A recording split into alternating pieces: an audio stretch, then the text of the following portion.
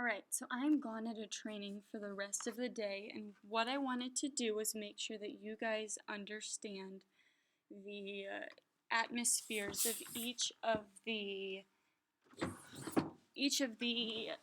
planets that we've gone over so far. Now, Earth we haven't spent a lot of time on, as I want to make sure that we spend a lot of time on Earth's atmosphere. So one thing I'm going to do right now is this is Earth, as you can see, but what I'm going to do is pull over. Earth is down here again. And this is how strong and thick our atmosphere is. So for example, if you looked up into the clouds, you would see, now you can't see it because remember our atmosphere is invisible, but about where the airplanes are, the weather balloons, so maybe if you flew a kite super high, it would be in the troposphere. The stratosphere is next. The stratosphere helps protect us from some of the sun's rays. The mesosphere is the one that burns up the asteroids and meteors before they hit Earth. And the thermosphere also protects us from the sun's rays. And that's kind of where our shuttles go, our satellites. That's the dark part of space that you think of.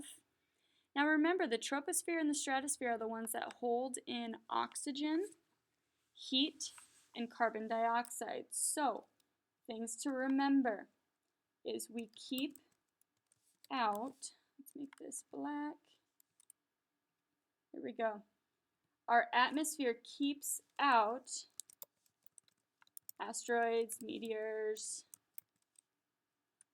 and any other, some of the sun's rays, but let's go actually keep in oxygen, carbon dioxide, which is the stuff we breathe out, and heat from the sun. So we only let in so much heat. So if I pull this away, just a reminder, if my sun is here,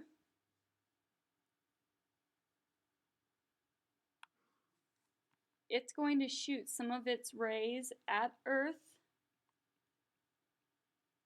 However, we will have multiple layers, and I'm just going to draw the outside layer, the outermost layer, which would be the thermosphere.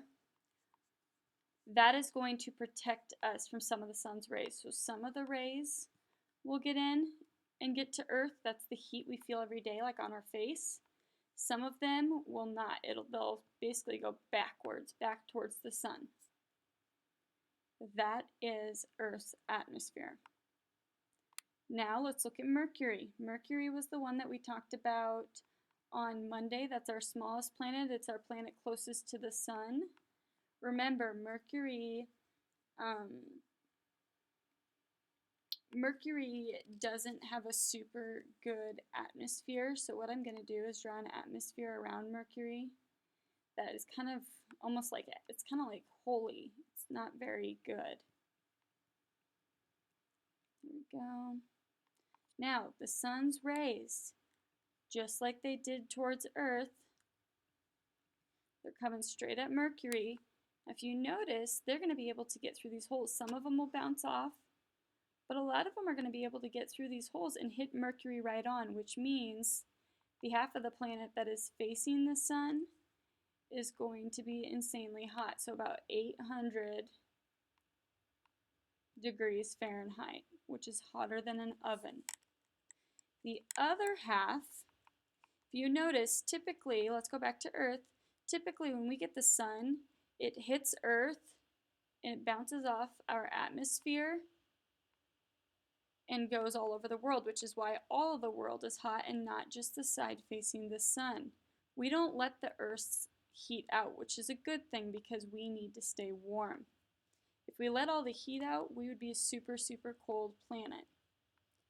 Mercury, however, it bounces off Mercury and it might hit some of the atmosphere, but then it's more than likely going to go back into space. Therefore, it doesn't ever get around to the backside. It doesn't bounce around like it did in Earth. When I look at Earth, it kept bouncing around Earth. Here, it does not. It doesn't ever get there because it leaves and goes back to space. So if you remember, space is right outside here, so it goes to space and it leaves.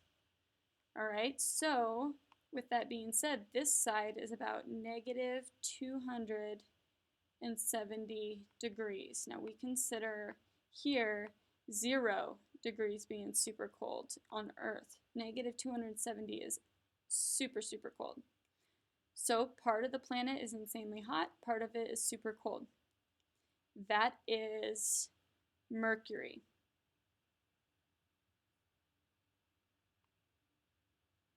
Now let's go, where's my Venus? Venus.